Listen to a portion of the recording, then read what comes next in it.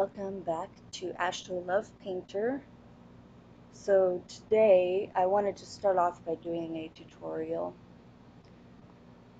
I've given explanation in the past of how to pull up your own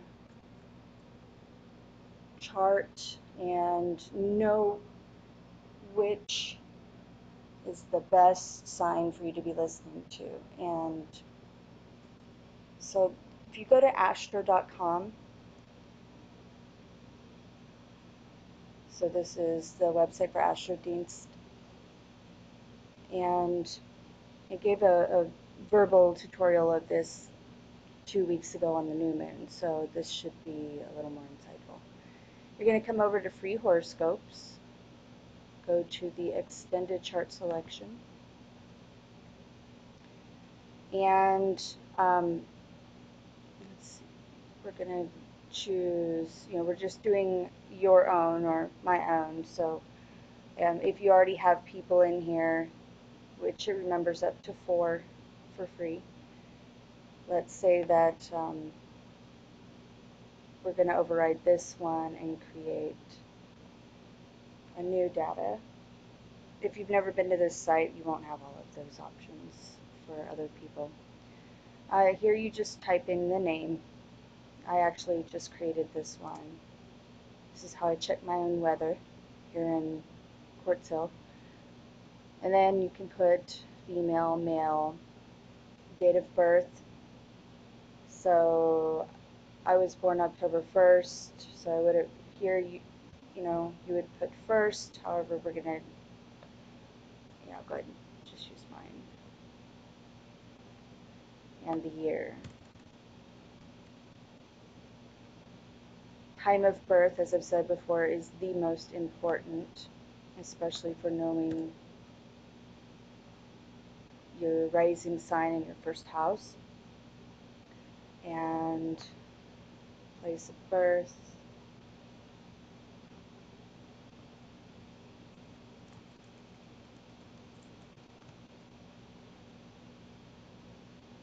No, I don't have an accent. That comes out very easily, only when I speak to my dad. Okay, and then just for the simple purpose of being able to navigate your own chart for the first time, do not touch this. Do not touch this. This is very helpful. So this is to find a transit for any date. If you want to check out what happened last year on such and such date, you can put that date here. You can use today's date, which I'm going to use to see how the energies will be affecting me today. You can use a future date. For instance, if you want to sign a contract with somebody, buy a car, get married. And then down here, for first timers, I prefer to use true node as opposed to mean. Descending, this is your north node, this is south node. And just pick, major aspects. I love working with all of these asteroids and points. I've spoken of the power of fortune in the videos, so we'll choose that. You unfortunately cannot choose one here, down here. You have to highlight an entire grouping. And I like working with Regulus and Spica lately.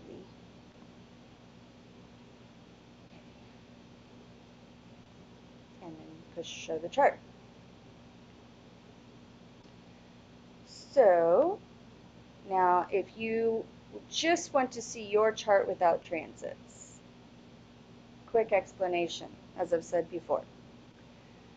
Look at your rising right here. This is your AC-DC line, the ascendant and descendant.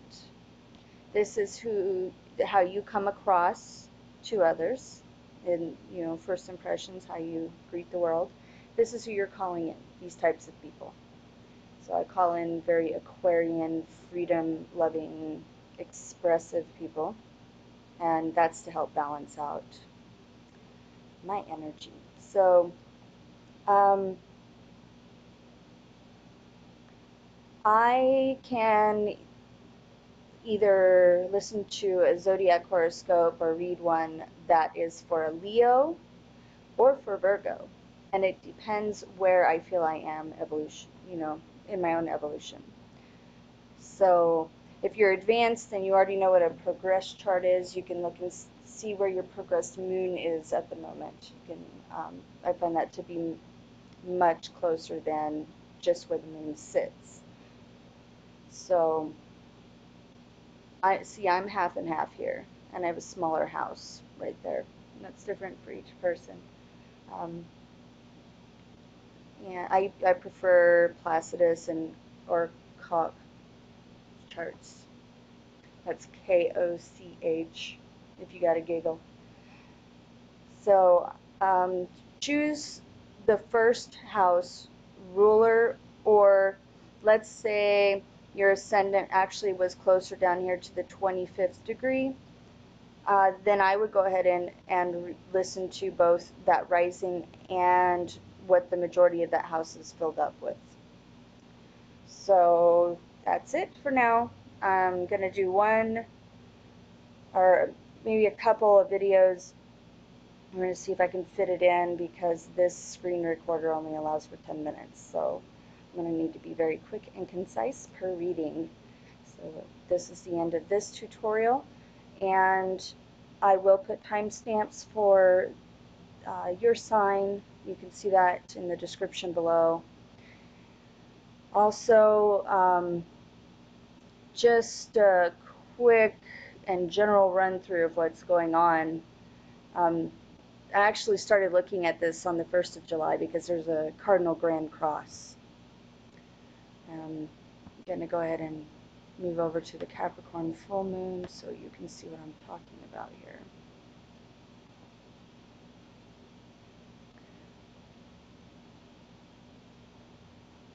And we don't need a transit on this because this is the present.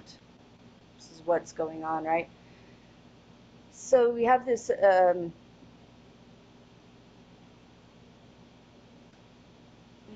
beautiful trine in here, but there is a grand cross that is that was forming on the 1st with Pluto, which is where the moon is now sitting conjunct. It's going to be sitting conjunct the moon. Let's see, this is not looking right. Oh no. Capricorn full moon certainly wasn't born on July 18th. No wonder that didn't look right. If you mess up, look, see, this is for the purpose of walking you through this. So we'll go back over here to just the 8th.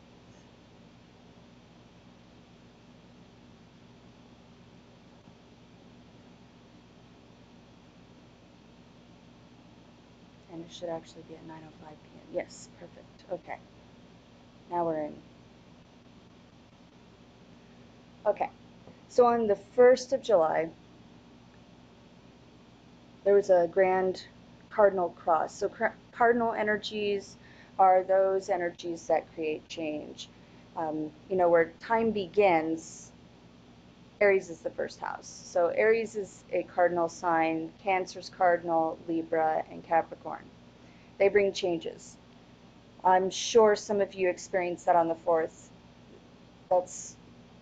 That's when we all got some kind of shocking news that later would be transformative and a catalyst towards this moon.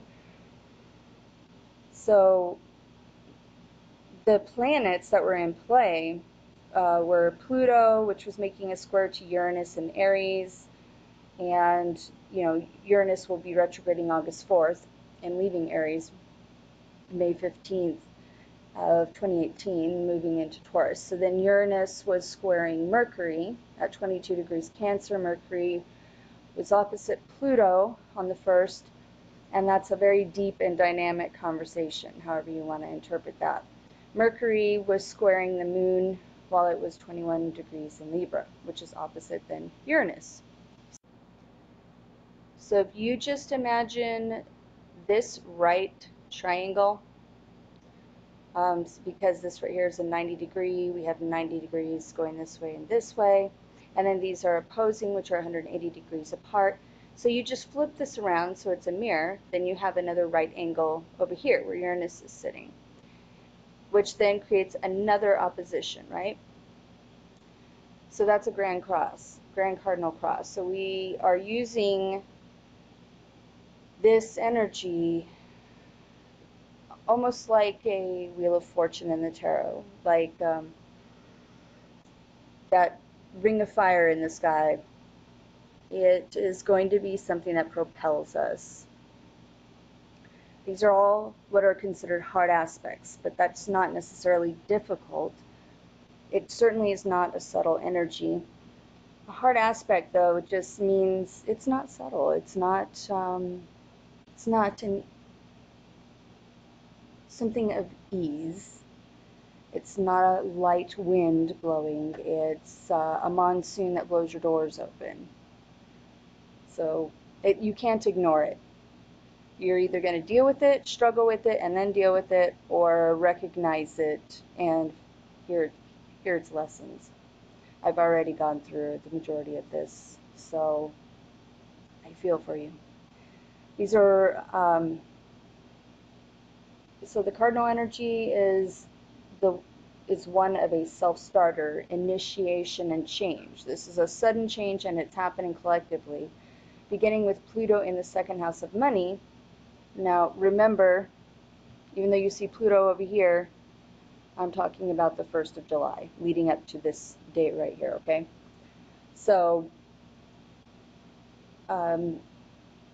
so it was looking at the collective house of money, or what we value, what we earn, self-worth, talking directly to Uranus in the 5th house of creativity, which is around children, romance. It can also be like your own businesses, if it's something you started out of your own passion, because it's a very passionate house. It's ruled by Leo. And romance, you know, Leos are romantic, and they love children. So basically everything that you can think of a Leo loving, that's what the 5th house rules.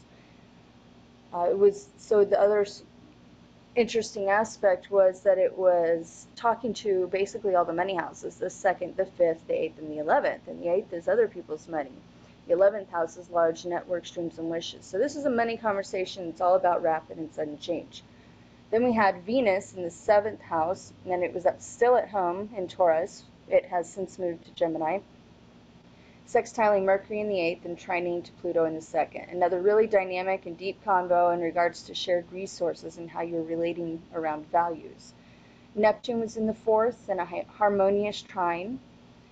And the 8th house, where Mercury was in a loose conjunction to Mars and the Sun, a spiritually led conversation about the home and shared resources. So Neptune is an energy that dissolves boundaries. It's fluid and at times can create illusions. So maybe something needs clarification with a partner, or you're drawing money in from a partner or through an inheritance. All right, fast forward to today, July 8th. At 9:05 p.m. Pacific time, that's my time. So in 8 hours and 3 minutes, we will have the Sun conjunct Mars. So this is an actual chart of what is coming at 9 p.m. You will have this, what is very driven energy, very to the point, but sitting in Cancer, you know, when you have Mars in Cancer, it's a bit passive. There's this undercurrent energy going on. There's a lot of introverted activity, very intuitive even. So, you know, you think of this fiery asteroid that plummets into this sea of emotion, and then you've got the Sun, and, you know, happy birthday, Leos. This is so your soul energy is being plunged into the depths of this emotional watery basin, and then that's opposing the moon. That's where we get our full moons from. It's 180 degrees apart. And the moon is conjunct Pluto. This can be emotionally explosive. If you're not aware, that can show up in how you relate to others. Thankfully, I was just having my own internal emotional explosions. It's kind of how I process things. I get, well, if you paid attention to my chart earlier, moon in Aries. So maybe I'll do a tutorial one day on my own chart, just to give some understanding so you can look at your own. Okay, so where we have this is in the 6th house, which is, you know, again, this is collective energy. This is collective, but it would also apply to Aquarians. See how this is, you know, an ascendant in the Aquarius house, and the majority of this house is Aquarius. It's led by it, so this is very much a reading right now for Aquarians. So that's going to be around health, work, day-to-day activities. Sometimes you see pets in there. I have a very close Aquarian friend, and I know lately she's been very focused upon her health and being strong. So something's going to come to light that is transformative, that is going to bring change, and it is a subconscious, because this is in the 12th house. The transformation begins here in the subconscious. So it could be finally turning those labels over and really looking at what you're putting into your body. It could be going over a contract that you signed if you did contract work with somebody. Although really that's more of a 5th house thing. But you know, 6th house is when you're actually going to work for somebody else. It's more corporate. If you were the corporate boss, that would be shown up here in the 10th. So, okay. So now remember we had that cardinal grand cross. We have that change happening for an Aquarian in their 12th, their 3rd,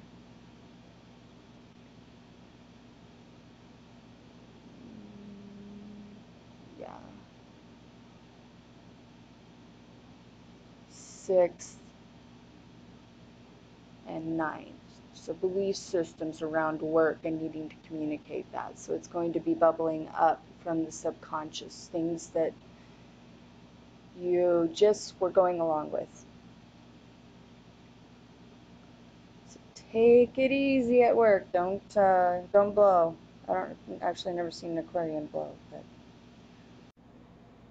okay, so for Pisces, this is going to have an emotional effect for you in your networking, in friends. So something needs to change for you in regards to maybe emotional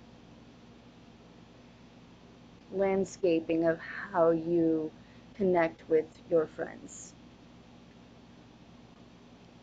Keep in mind that you've got Pluto conjunct here, so that can make your emotions very deep or very hot, you know, flying off the handle. That can happen, especially with Mars opposing over here in conjunct in your sister sign of Cancer. So be very mindful of that, and it's good. This is a good change. You know, as I stated in the beginning of the video, this is a cardinal energy. This is going to move us into that change.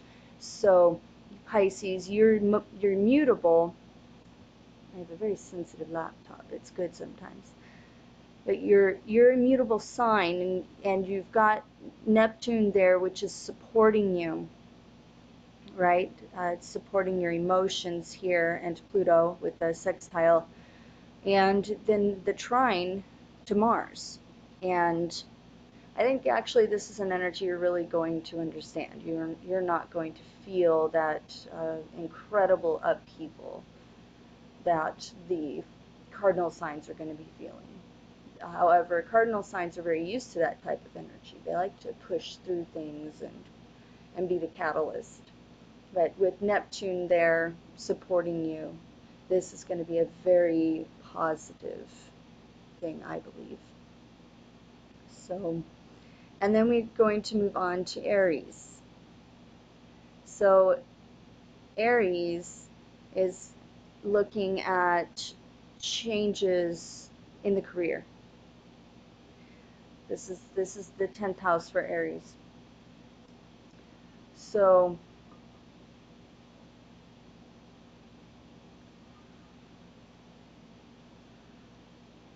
you're seeing things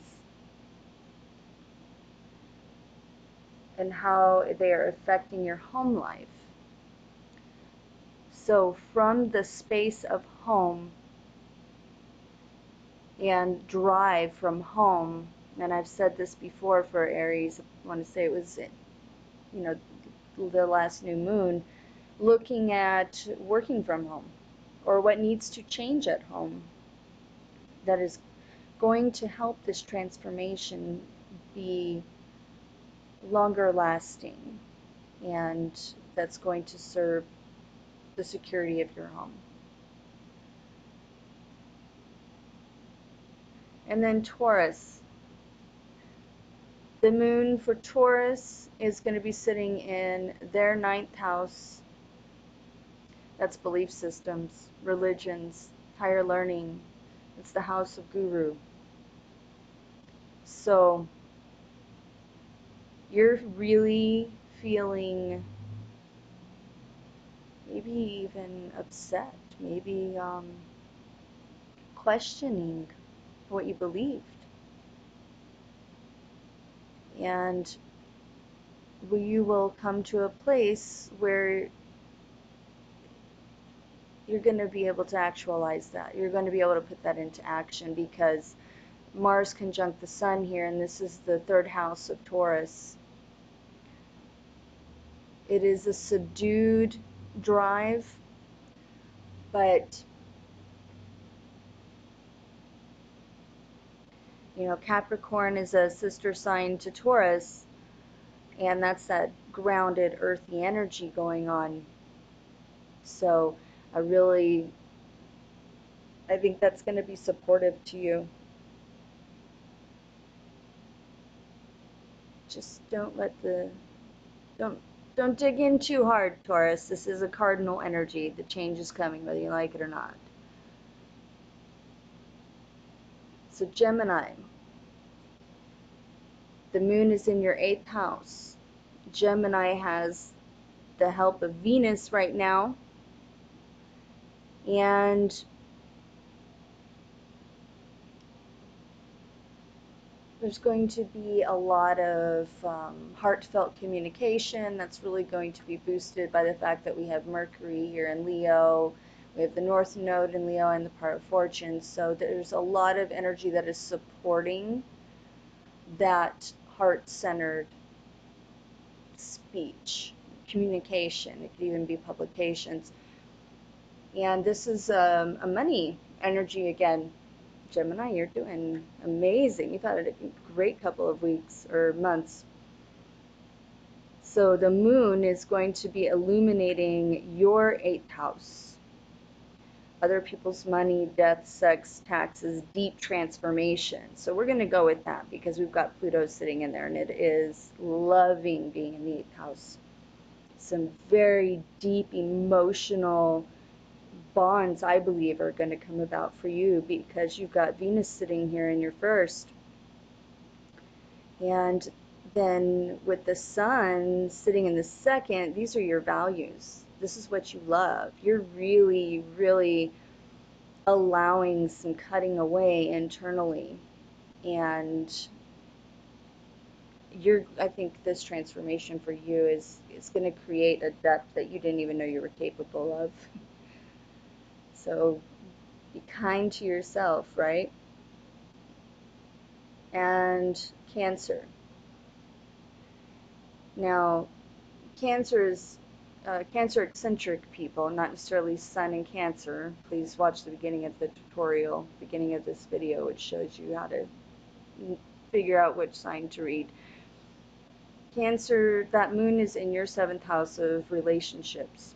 And remember, relationships aren't always romantic. It's just how you relate to the world.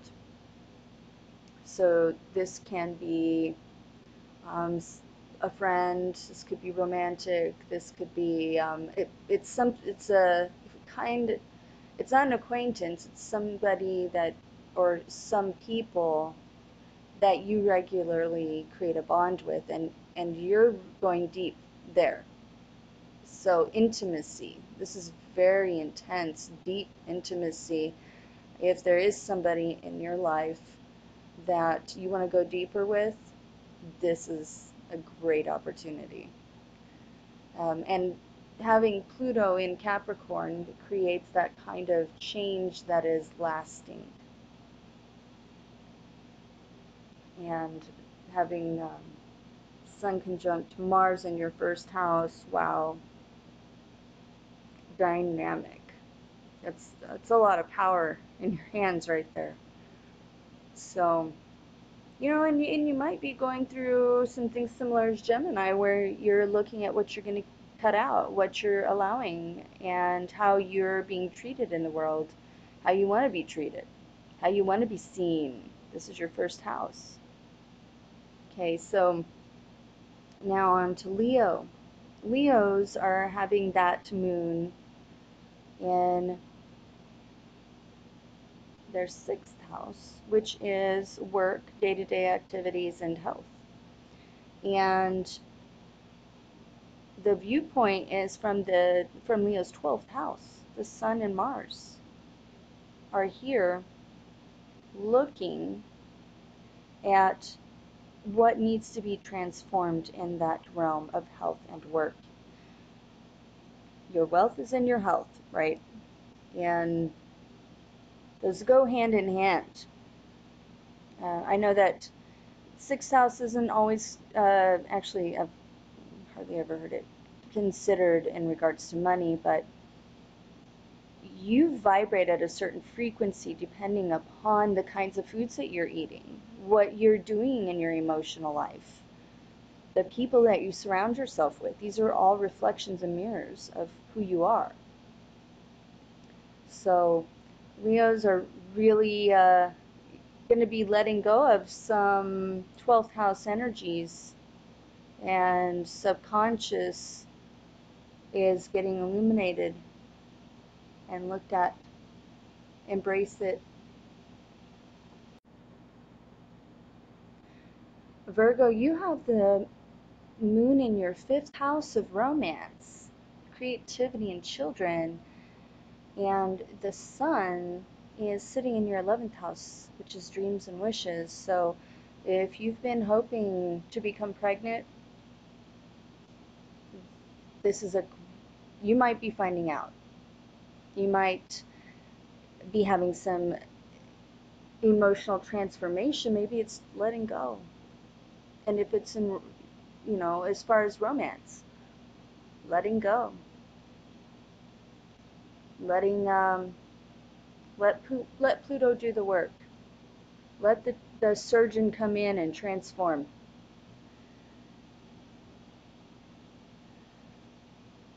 And I know for Virgos, because I'm a Virgo-centric person, it's very difficult when we feel those emotions start to bubble to the surface. You know, we pride ourselves in having it together and being organized and collected. Sometimes it's necessary to go through that really deep guttural cry and remember your humanness. It's okay to let your human show. Sometimes it might even be attractive. year. I don't know.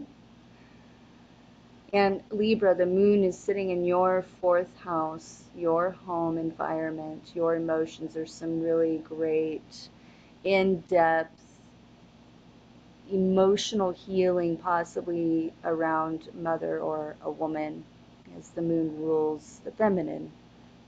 And fourth house is its natural place. Having Pluto there, having a scorpionic Pluto conjunct this Cancer moon, and of course I'm speaking of the natural rulers of these planets. Man, that's intense. Libras, if anybody can handle this, you can for sure. Being an air sign and highly intuitive, like the priestess, open up to this energy. It could be a move. It could just be a restructuring. Pluto loves to do that in the home, or just around that feminine energy, really. And that's being looked at from the 10th house, Sun in the 10th house, where all of that solar, soul, ego energy is. You know, maybe you need to take a look at the home place. The change is going to happen for you at home. And Scorpio, the moon is sitting in Scorpio's third house of communication. And, you know, again, this isn't just speech. This is writing, publications, and centered around the 9th house. Sun in the 9th house of belief systems.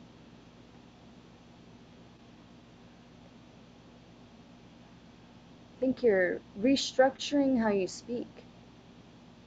And instead of maybe when you become emotional, striking and stinging right away, look at the belief system that's behind why you're striking out, or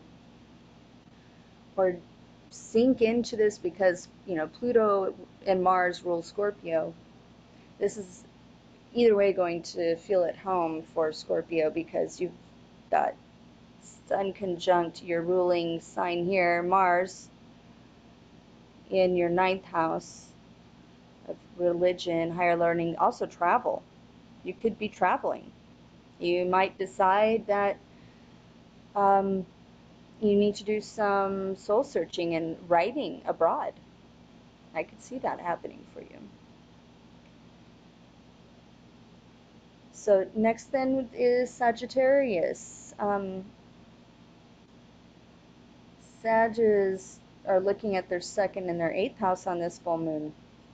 Transformation coming around the way that you value yourself, what you place worth upon. And when the 8th house is lit up like this, the 8th house to me is always kind of a shadowy place, not a fearful place, not like a dark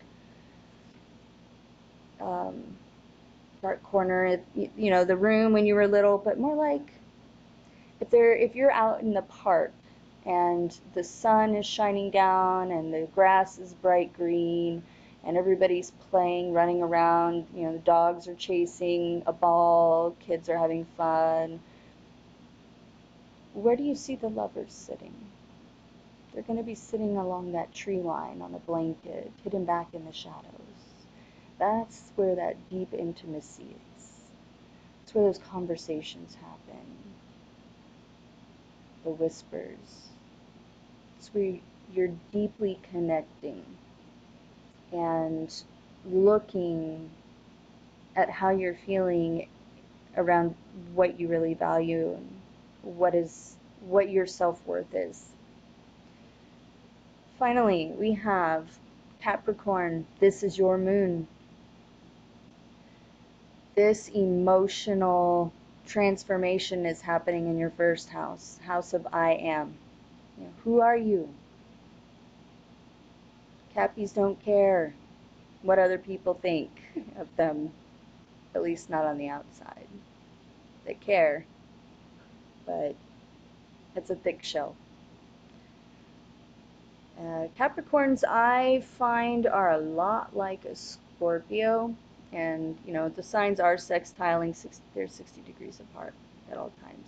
But I find Capricorns to be just as psychic emotionally, but on a psychological level, not an emotional level. So this could possibly be a little uncomfortable, but it is going to be incredibly empowering. And you know, this, having the sun in the 7th house, all the energy is coming from the 7th house of relationship, but it is all the light is being illuminated in your 1st house, and you know, needing to go deeply into who you are and how you're relating to those people around you.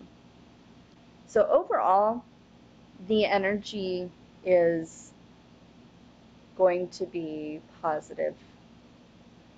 I'm one that likes to go deep, so I don't mind it. It is lethargic, but it's energizing the day after. So enjoy the rest of your holiday week, everybody. Be blessed, and if you'd like to book an appointment, go to astrolovepainter.com on the booking page. All right, peace.